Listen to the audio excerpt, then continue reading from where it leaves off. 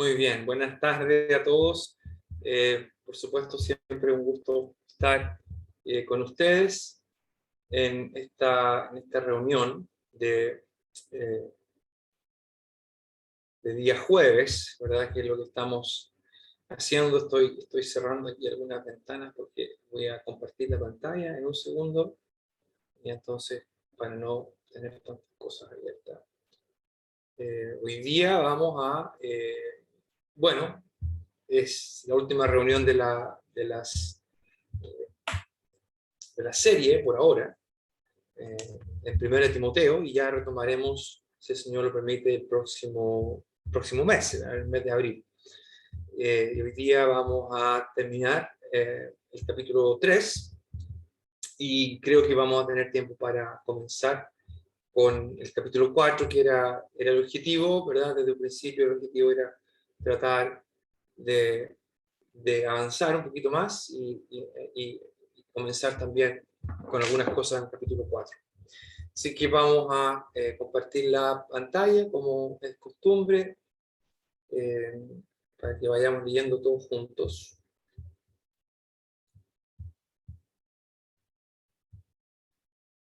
Ok, ahí está el capítulo 3. Saludos, por supuesto, siempre a todos los hermanos que se conectan de diferentes lugares, principalmente Concepción, la octava región, y otras ciudades también del extranjero. Por supuesto, saludos siempre a los hermanos que están en Estados Unidos, en México, en Colombia, como ya mencionábamos ahí a don Julio. Vamos a leer desde el versículo 8 en adelante. Hablamos de los diáconos la semana pasada, un tema que en general es desconocido. No se trata tan a menudo y no es tampoco algo que uno pueda tomar ejemplos, porque no hay tantos ejemplos, al menos en nuestra propia tradición, ¿verdad? No hay tantos ejemplos de los que uno podría ver cómo funciona en la práctica. Pero lo importante es que existe la información, está aquí en la escritura, es algo, aprendíamos la semana pasada de lo relevante, de lo importante que es que una iglesia cuente con diáconos, y por algo se incluyen en esta lista y por algo se incluyen los requisitos que se incluyen, que no son menores, la verdad. Decíamos en alguna reunión que en realidad todos los principios que aparecen, tanto para ancianos como diáconos, son los requisitos que debieran verse en todo creyente. Todo creyente debería exhibir estas características. Deberíamos ser caracterizados por todas estas cosas. Pero obviamente se espera que para quienes cumplen esta función de cuidar, de proteger, de alimentar, de velar por la grey de Dios, por la iglesia de Dios que ganó el Señor con su propia sangre, se espera entonces que quienes estén a cargo, quienes cumplen estas funciones, no haya dudas. Por algo Pablo comienza la lista diciendo que sean irreprensibles. Solamente para conectar con el contexto, los diáconos asimismo deben ser honestos, sin doblez, no de doble lengua o de doble palabra, no dados a mucho vino, no codiciosos de ganancias deshonestas, que guarden el misterio de la fe con limpia conciencia, y estos también sean sometidos a prueba primero, y entonces ejerzan el diaconado, si son irreprensibles. Las mujeres asimismo sean honestas, no calumniadoras, sino sobrias, fieles en todo. Los diáconos sean maridos de una sola mujer, que gobiernen bien a sus hijos y sus casas. Porque los que ejerzan bien el diaconado ganan para sí un grado honroso, obtienen, ¿verdad? O también puede ser aseguren para sí un grado honroso y mucha confianza en la fe que es en Cristo Jesús. Esto te escribo, aunque tengo la esperanza de ir pronto a verte, para que si tardo, sepas cómo debes conducirte en la casa de Dios, que es la iglesia del Dios viviente, columna y baluarte de la verdad. E indiscutiblemente grande es el misterio de la piedad. Dios fue manifestado en carne, justificado en el Espíritu, visto de los ángeles, predicado a los gentiles, creído en el mundo, recibido arriba en gloria. Pero el Espíritu dice claramente, me gusta lo que hace la NTV, que traduce ahora bien, que probablemente ese es el sentido, más que un pero tan cortante. ¿verdad? Pero el Espíritu dice, o ahora bien, el Espíritu dice claramente que en los postreros tiempos algunos apostatarán de la fe, escuchando a espíritus engañadores y a doctrinas de demonios, por la hipocresía de mentirosos, que teniendo cauterizada la conciencia, prohibirán casarse y mandarán abstenerse de alimentos que Dios creó para que con acción de gracias participasen de ellos los creyentes y los que han conocido la verdad. Porque todo lo que Dios creó es bueno y nada es de desecharse si se toma con acción de gracias. Porque por la palabra de Dios y por la oración es santificado. Lo que encontramos aquí ahora básicamente es el cierre de la mitad, ¿verdad?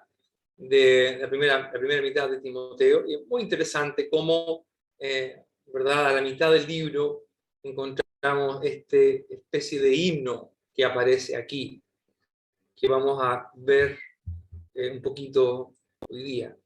Es llamativo y obviamente que en términos literarios que algo se encuentre en el centro, generalmente o muchas veces es porque tiene relevancia, tiene mucha relevancia, ocupa una posición protagónica.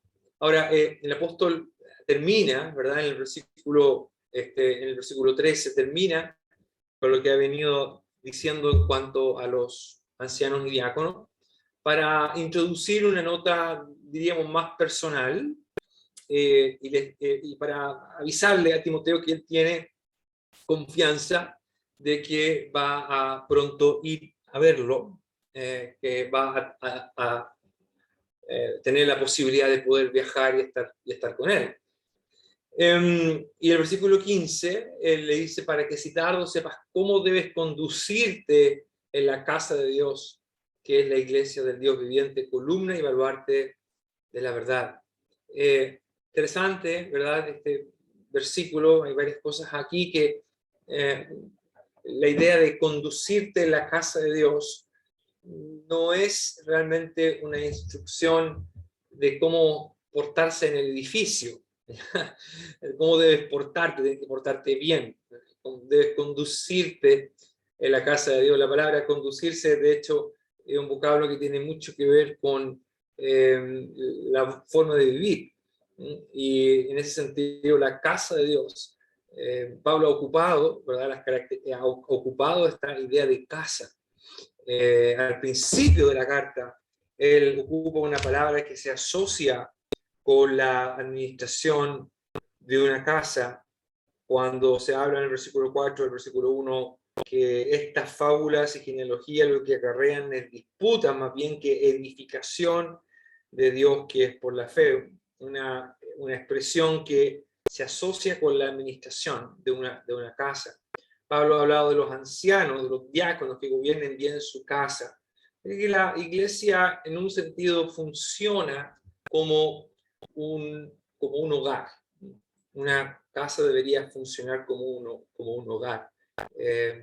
Y tener el grado de responsabilidad que existe en una empresa. Quiero ser curioso con esto, porque la iglesia no es una empresa, ¿verdad? Pero tener el grado de responsabilidad en el sentido de que quienes forman parte de ella no están libres de rendir cuentas. Quienes formamos parte de la iglesia local, y si tenemos sobre todo funciones dentro de la iglesia local, tenemos que estar conscientes de que no somos libres de hacer lo que queramos. La semana pasada, Amanda, nuestra hija Amanda, en el estudio, después del estudio de Santa María, hizo una observación muy interesante. Realmente lo que hice fue parafrasearla a ella, porque ella dijo, la iglesia tiene los lazos fuertes de una familia y las responsabilidades de una empresa. Esa fue su conclusión. Y me gustó bastante, dijo, oye, me gusta mucho eso, te voy a citar, porque una iglesia en un sentido es así. Obviamente siempre una figura tomada del exterior no siempre le hace justicia, pero el lazo que existe entre quienes forman parte de la iglesia es tan fuerte como un vínculo familiar. Pero la clase de responsabilidad que tenemos no es una clase de la cual podamos desligarnos. Somos responsables, tenemos que rendir cuenta.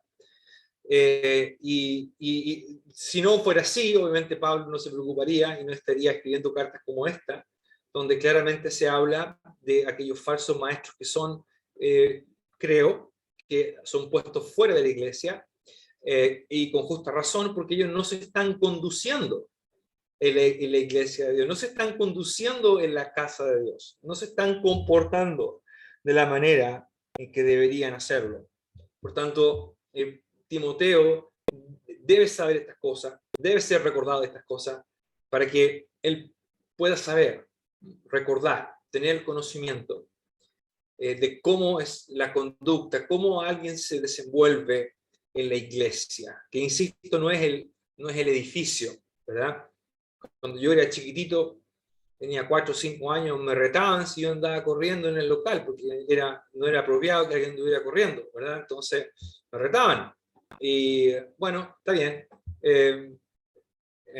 Muchos pensaban que podrían pensar que el comportamiento tiene que ver con eso, pero Pablo no tiene eso en mente. Lo que tiene en mente es cómo es la forma de vida, el estilo de vida, el carácter, la forma en que se desenvuelve y se relaciona una persona dentro de una iglesia local. ¿Por qué es importante esto? Pablo llama la casa de Dios, importante lo de la casa de Dios, el templo se le llamó así, en un sentido el tabernáculo, el lugar donde Jacob tiene ese sueño en Peniel, y, perdón, no, es Betel, perdón, Peniel es otra cosa, otro lugar de Jacob, Betel, casa de Dios, ¿verdad?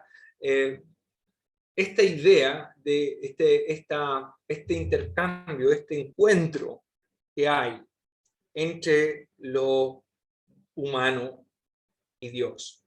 Y en un sentido, el espacio sagrado, ¿verdad? Era diseñado y pensado para que ocurriera este encuentro. Dios no necesita una casa, Dios no habita en en casas hechas de manos, como muy bien dirá Salomón, pero el templo, un tabernáculo y hoy la iglesia, que insisto, no es el edificio, sino el grupo, y cuando ese grupo se reúne, es lo que da lugar a ese intercambio, ese acercamiento que puede existir entre lo humano y Dios. Que por cierto es tremendamente importante. Cuando Dios diseña un tabernáculo y Dios diseña un templo, lo hace porque Él quiere que las personas se acerquen a Él, que Él quiere que su pueblo interactúe con Él. Luego dirá Pablo que la casa de Dios es la iglesia del Dios viviente. Obviamente la expresión la iglesia del Dios viviente es para distinguir, ¿verdad? Y para que no queden dudas de que los templos paganos que existían y abundaban en el primer siglo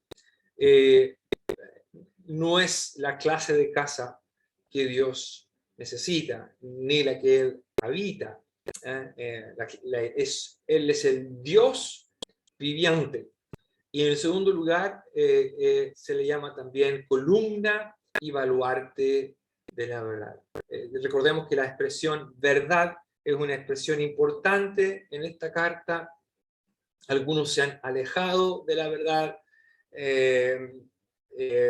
Los más arriba se ha hablado de, bueno, los diáconos se han mencionado que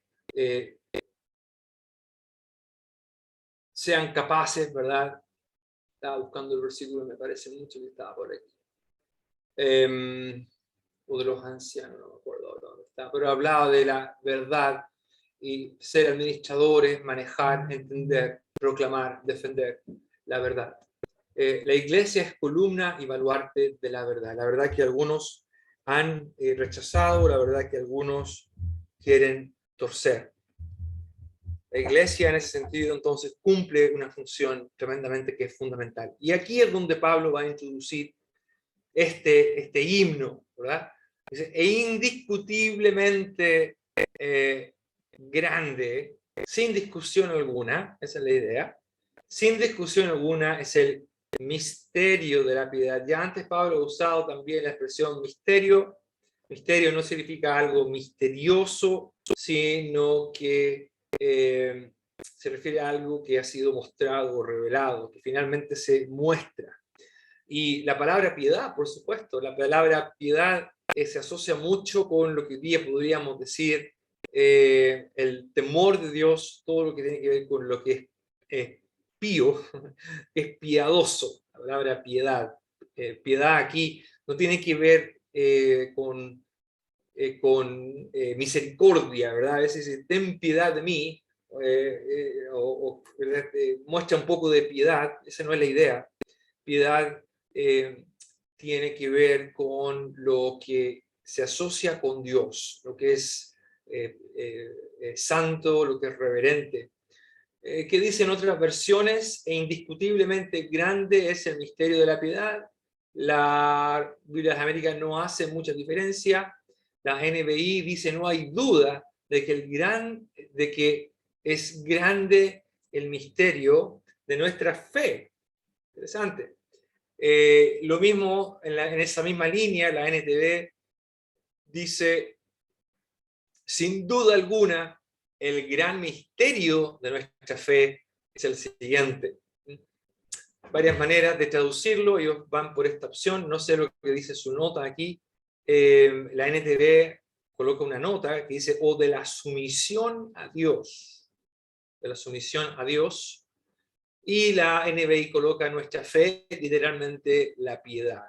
Obviamente se esperaba que los creyentes mostraran piedad, ese vocablo Eusebia, el nombre Eusebio viene de ahí, Eusebia se asocia con el temor de Dios, la reverencia a Dios, la sumisión a Dios, y obviamente eso va ligado a la fe.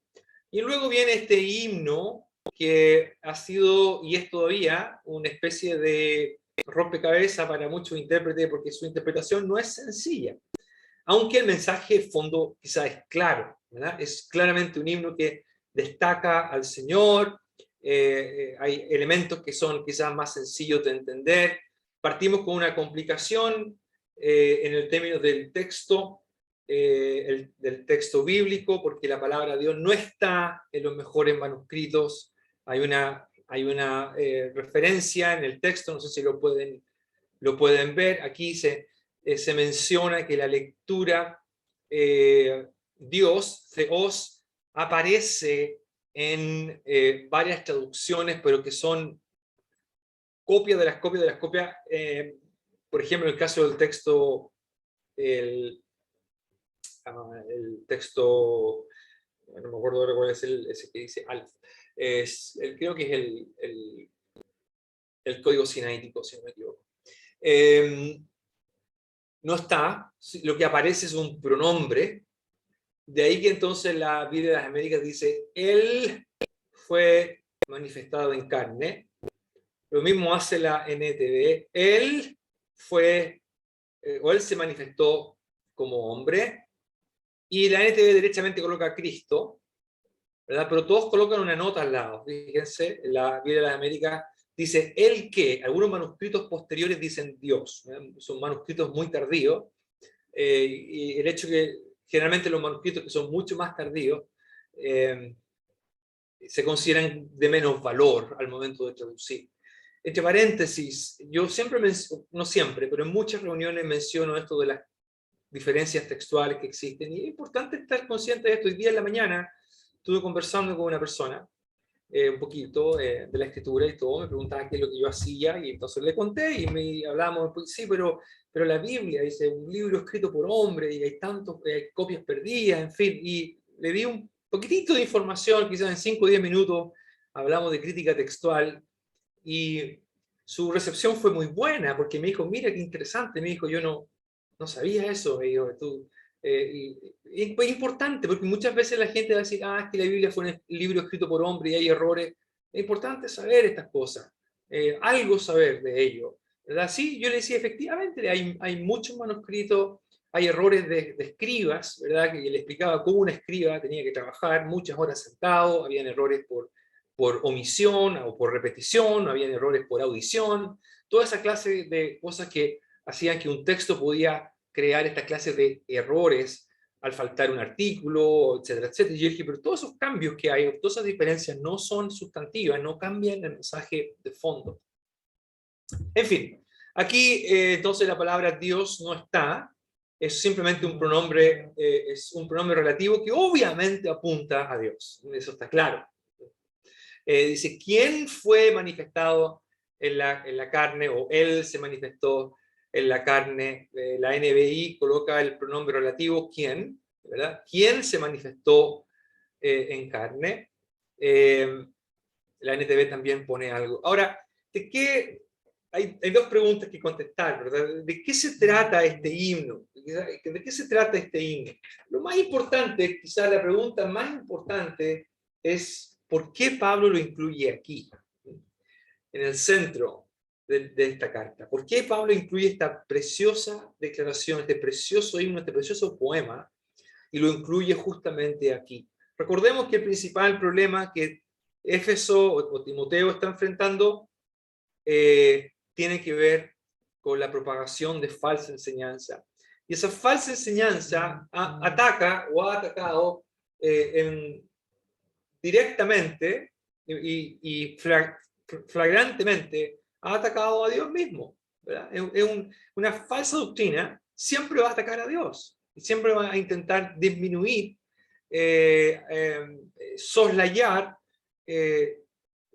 disimular, en fin, deteriorar, trastocar la doctrina acerca de Cristo y la doctrina acerca del Señor. Por eso es que Pablo va a incluir porciones tan importantes como las que vimos en el pasado, cuando él dice hay un solo Dios y un solo mediador entre Dios y los hombres, Jesucristo hombre. Ahora, este es un poema escrito en 6 líneas, ¿verdad? Y hay muchas opiniones en cuanto a cómo uno debería entenderlo. Ahí se ve un poco mejor las 6 líneas, ¿verdad? Y probablemente ustedes han visto cómo está en la Reina Valera también, está así puesto, está bien hecho, digamos, eso, porque efectivamente son 6 líneas. Generalmente uno tiende a leer un poema como este, una porción como esta, uno tiende a leerlo cronológicamente, ¿verdad? Y si uno lo lee cronológicamente, entonces se va a encontrar con algunos problemas desde un punto de vista cronológico. Por ejemplo, recibido arriba en gloria, parece estar en contraste con predicado a los gentiles o creído en el mundo, ¿verdad? Porque recibido arriba en gloria casi con toda seguridad hace referencia a su ascensión. Así que mi sugerencia es no leerlo cronológicamente, sino más bien leerlo literariamente. Entonces, con ello me refiero a poner atención a una técnica que es muy conocida y usada en el mundo antiguo, como es el paralelismo. Así como se escribía la poesía hebrea, y puede que haya restos de ello aquí, pero también existían otras características como una estructura quiástica, ¿verdad? En algún momento hemos hablado de esto, que son unas estructuras que funcionan en paralelo, donde la primera línea, en este caso, sería paralela con la última, la segunda con la quinta y la tercera con la cuarta. Esta sería una manera de entenderlo. Lo que sí es interesante es que todos los verbos que aparecen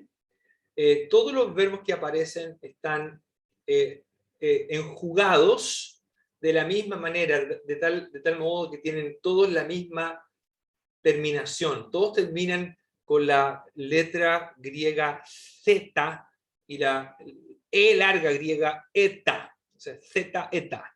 ¿Okay? No Z, sino Z. ¿Okay? Todos terminan de la misma manera, todos los verbos, esto es muy hermoso. Lamentablemente lo que uno no ve en un texto en español. Es muy difícil de traducir estos juegos de palabras. Y todos también siguen por una preposición, la misma preposición, la preposición en.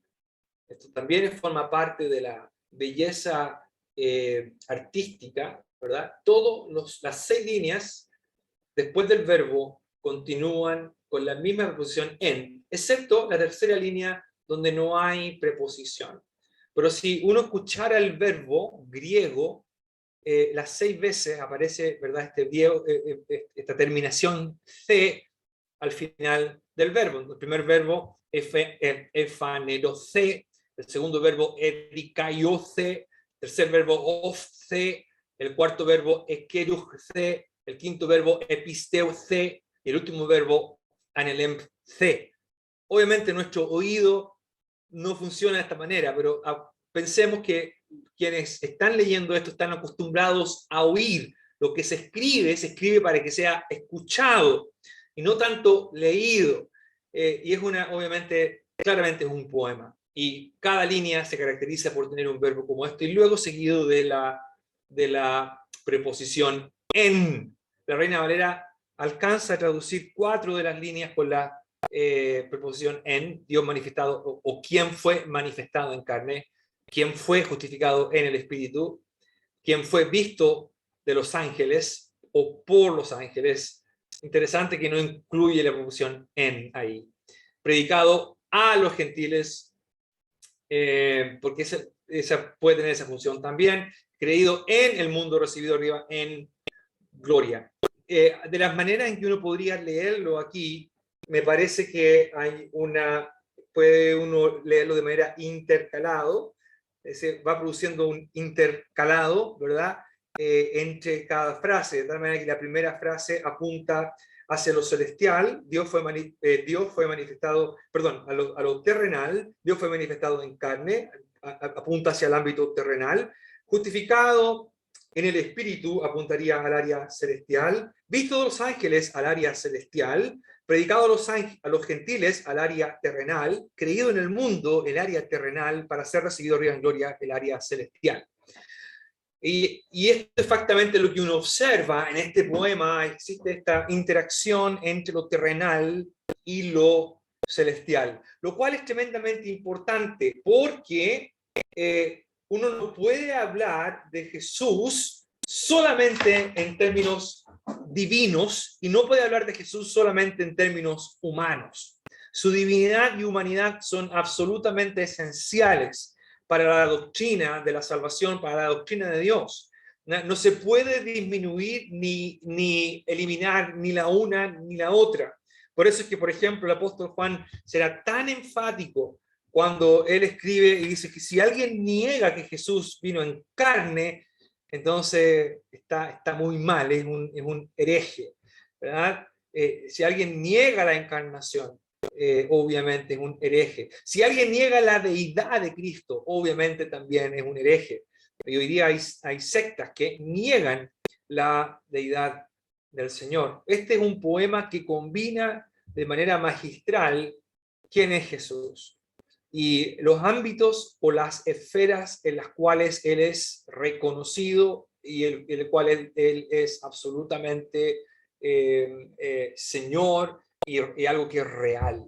Por supuesto, manifestado en carne apunta hacia su encarnación. Justificado en el Espíritu, aquí es difícil saber, el problema en griego es que no hay mayúsculas ni minúsculas, simplemente dice penumati, está en el dativo, penumati, en el Espíritu, penuma es la palabra para espíritu, también viento, y no el contexto realmente lo que determina si se refiere, por ejemplo, al espíritu humano o al Espíritu Santo. Mi sugerencia es que aquí creo que la referencia es al Espíritu Santo. Hay otros pasajes en Romanos capítulo 1, en Primera de Pedro también, se habla de cómo el Señor fue vindicado en el Espíritu, declarados, Pablo ocupará esta manera de decirlo en Romanos, declarado con poder, Hijo de Dios por el Espíritu,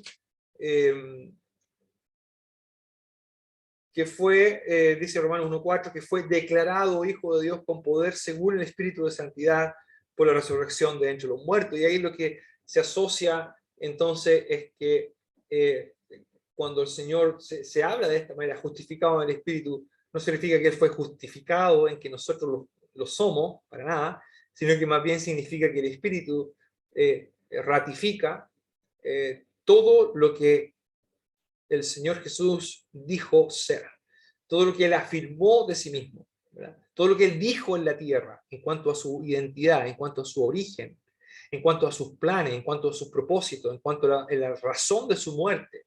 Todo eso, ¿verdad?, fue vindicado en la resurrección y se asocia con el Espíritu Santo.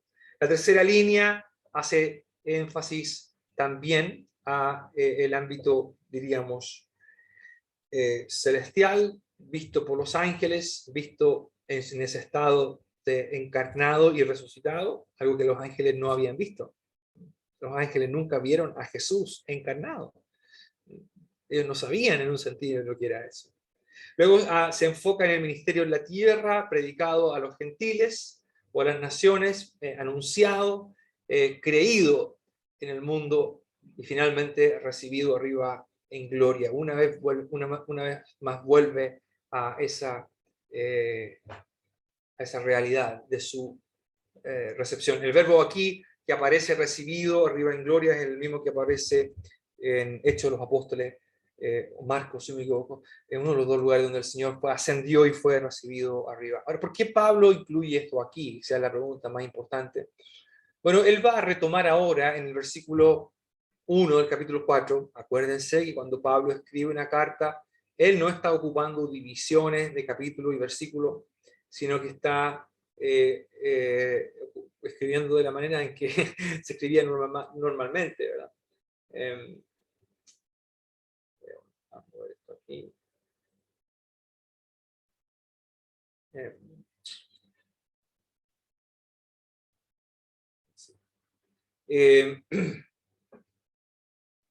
El capítulo 1, el capítulo 4, versículo 1, comienza con una pequeña conjunción que muchas veces se traduce pero, sin embargo no es siempre necesario así.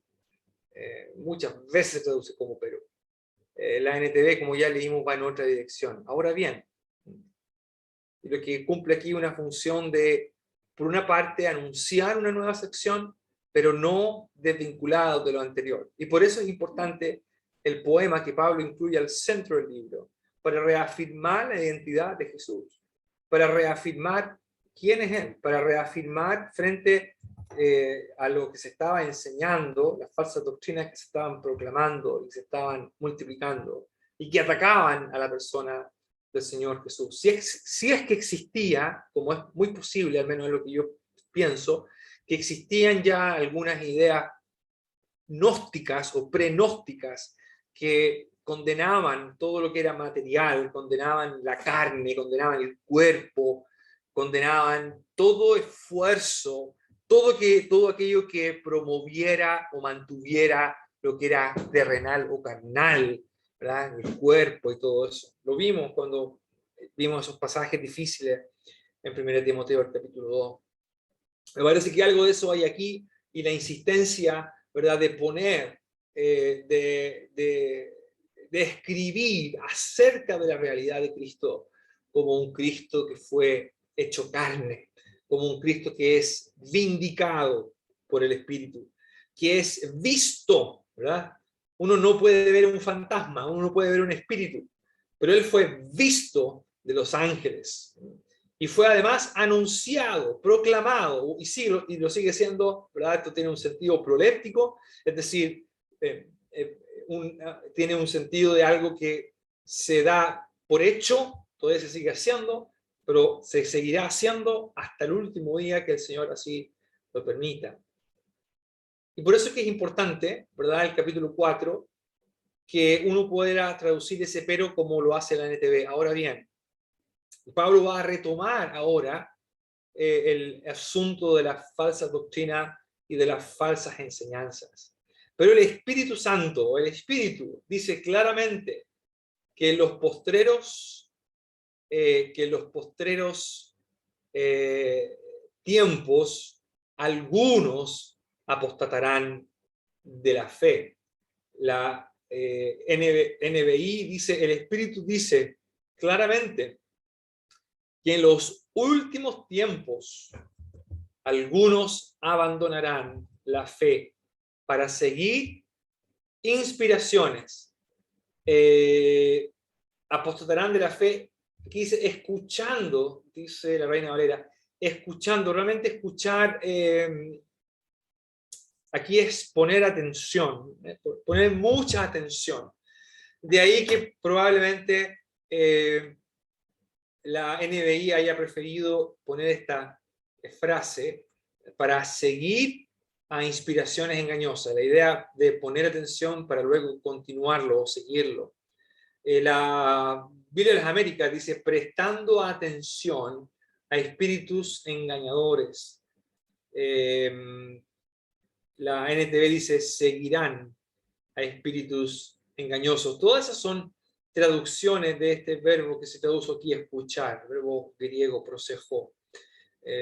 No es realmente un verbo que uno ocuparía para traducir la idea de oír, más bien la idea de prestar atención, de quedar fascinado con algo, tomar acción en cuanto a ello. Ahora, Pablo no especifica de qué manera el Espíritu Santo dice estas cosas. Por eso es que tenemos que leerlo desde el punto de vista de Pablo. Pablo dice que en los postreros tiempos, que el Espíritu dice que los postreros tiempos. Ahora, generalmente alguien podrá decir, nosotros estamos viviendo los postreros tiempos, ¿verdad? Hay una guerra y obviamente lo que viene a la mente de muchos creyentes es que el rapto está muy cercano, más que nunca. Bueno, cada día que pasa estamos más cerca de que el Señor venga, así que realmente que haya una guerra o no, cada día que pasa nos acerca más a nuestro encuentro con el Señor.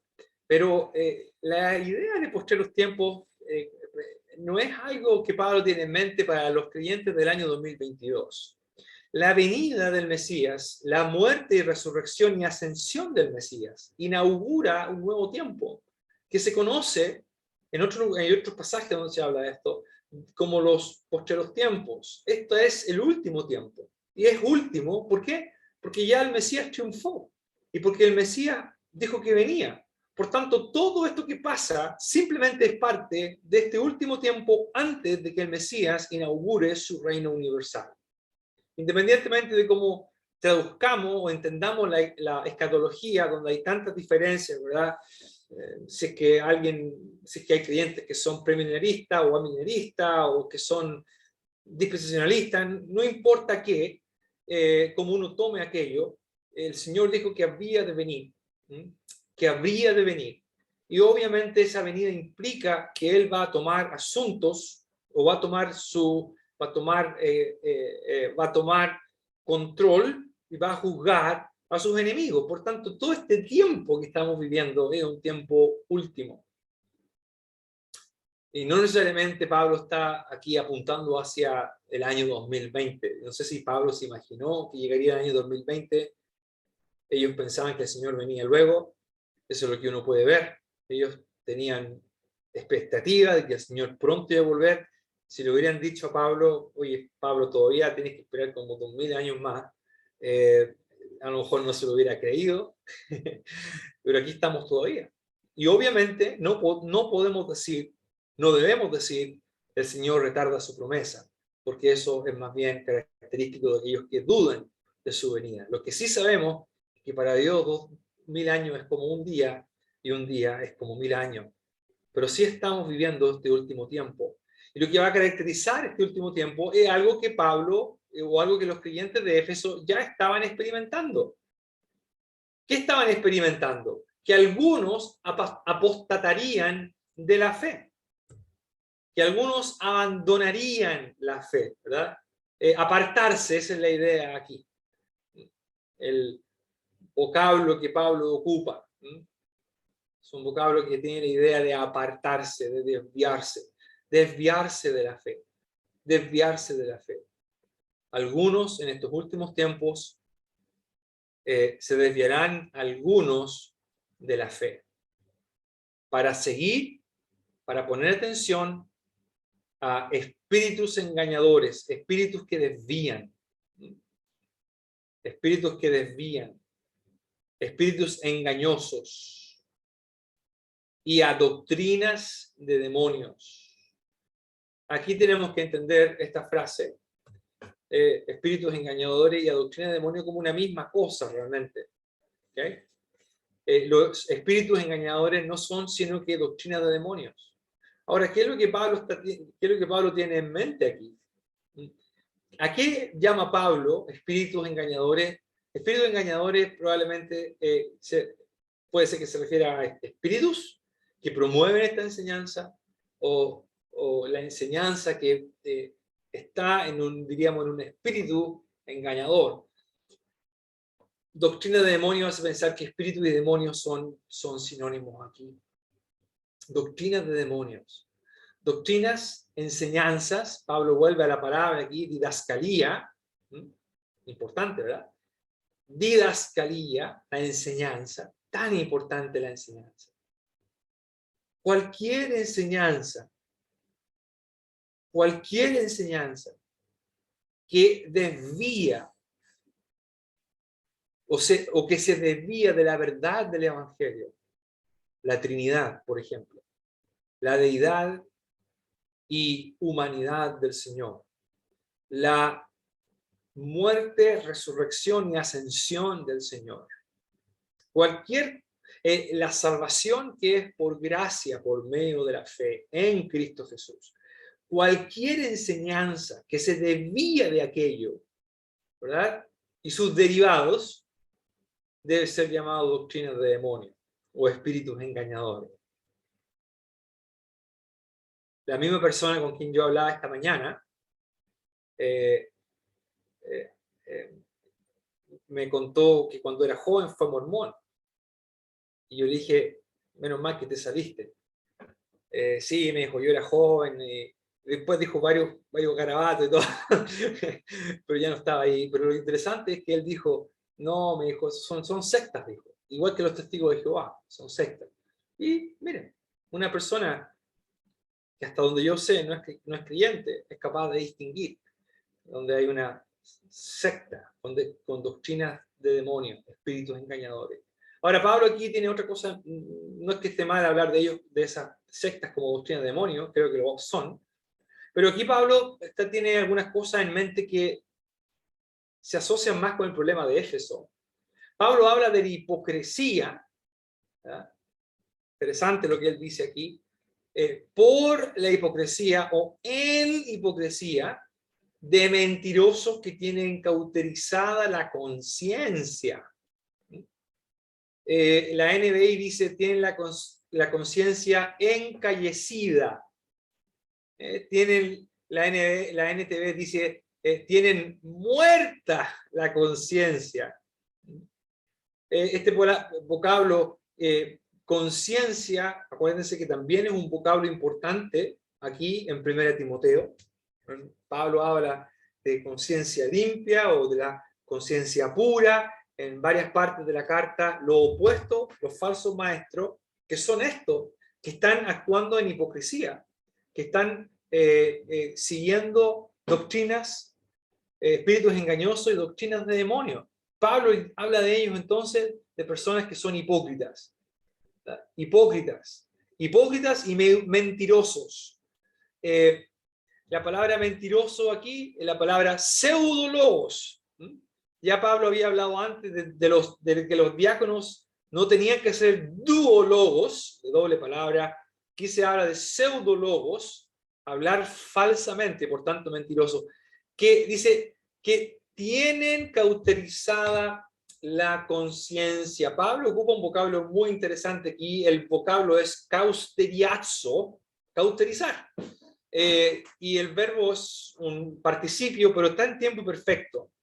Lo interesante es que el tiempo perfecto generalmente apunta hacia una acción completada y cuyas características se mantienen. Este es un vocablo, como varios vocablos en 1 Timoteo, lo que se llama un hapax. No sé si han escuchado ustedes esa palabra. Hapax legómena. se refiere que es una palabra que aparece solamente una vez en el griego del Nuevo Testamento. Este es un caso de hapax, es la única vez que aparece aquí. Y no es muy claro lo que significa. Cauterizar, ustedes saben lo que es cauterizar. Muchas veces una herida es cauterizada. Muchas veces, varias veces tocó que en el dentista había que cauterizar un poquito de encía, ¿verdad? Y uno no siente nada por la anestesia, pero uno siente dolor. Nunca me gustó. De hecho, ayer tuve que ir al dentista un tratamiento y ahí tuve que sentir algunos olores que no me gustan mucho cuando voy al dentista, pero bueno. La cosa es que cauterizar tiene el sentido de sellar algo por medio del calor. Y aquí lo que se tiene en mente puede ser un metal caliente. También es posible la idea de que aquí se tenga en mente la marca con un fierro caliente, lo que se hace con los animales, el marcar algo. Y cuando algo se marcaba, indicaba pertenencia. Podría ser este el sentido aquí, o al menos ser parte de los matices que este vocablo ofrece. Lo más probable es que la idea aquí es de una conciencia sellada, ¿ya? Está sellada, está cauterizada, ya no hay vuelta atrás. Al mismo tiempo, si Pablo tiene en mente la idea de pertenencia, entonces podría ser una referencia a que quienes enseñan esta falsa enseñanza, doctrina de demonio, están también diciendo a quién pertenecen. ¿Qué es lo que ellos perdón, no vamos a alcanzar a llegar hasta el versículo 5, pero voy a mencionarlo ahora. Qué interesante, muy llamativo para mí, que este verbo en tiempo perfecto me parece que está en abierto contraste con lo que aparece en el versículo 3, dice que han conocido la verdad, ¿verdad? El contraste está entre los que enseñan falsa doctrina, se caracterizan por tener la conciencia sellada, cauterizada, mientras que los creyentes, ¿verdad? Y Pablo habla de los creyentes, se caracterizan por haber conocido la verdad. Los dos tiempos están en tiempo perfecto. Y me parece que hay un claro contraste entre los falsos maestros y los creyentes. Noten ustedes que lo que enseñaban, hay dos cosas que Pablo menciona aquí. Y ya tengo que ir terminando, pero lo vamos a dejar aquí introducido. Número 1, prohibirán casarse. ¿Por qué? Y prohibirán comer ciertas cosas. Ahora, noten ustedes que el argumento teológico de Pablo, ¿para dónde va? Porque todo lo que Dios creó es bueno. Ambas cosas, Pablo defiende el casarse y el comer, apunta hacia la creación, aunque probablemente el versículo 4 y 5 se enfoca más en la comida, pero el matrimonio también comienza allí, lo que Dios creó. Prohibirán casarse. Me hace mucho sentido a mí que esto otra vez apunta hacia el mal uso de escritura, del mal uso de la Torá. Acuérdense que Pablo dice en el capítulo 1, quieren ser maestros de la ley, quieren ser nomodidáscolos, quieren enseñar la Torá, pero no entienden ni lo que dicen ni lo que afirman, y creo que, como hemos visto en otros pasajes en relación con la mujer y todo eso, se estaban utilizando mal, muy mal, pasajes como la creación de Adán y Eva, para justificar su falsa enseñanza. Y Pablo apunta al principio para decir dos cosas. Número 1, la comida es buena porque Dios la creó. Todo lo que Dios creó es bueno. Y eso se caracteriza a Génesis, ¿verdad? Todo lo que Dios creó es bueno. Y eso incluye la creación del hombre y la mujer y el hecho de que el Señor los bendice y los multiplicados, multiplicar y multiplicados.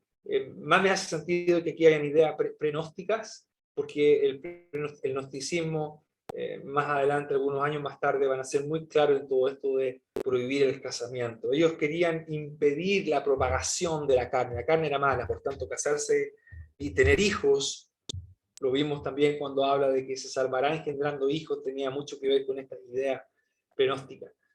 Todo lo que pasa aquí, hermanos y hermanas, se asocia mucho, obviamente, tiene que ver con la situación particular que Timoteo va a tener que enfrentar.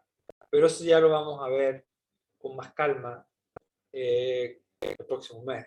Yo pensé que llegaba al versículo 5, ¿eh? Pensé que llegaba, tenía esperanza, pero no.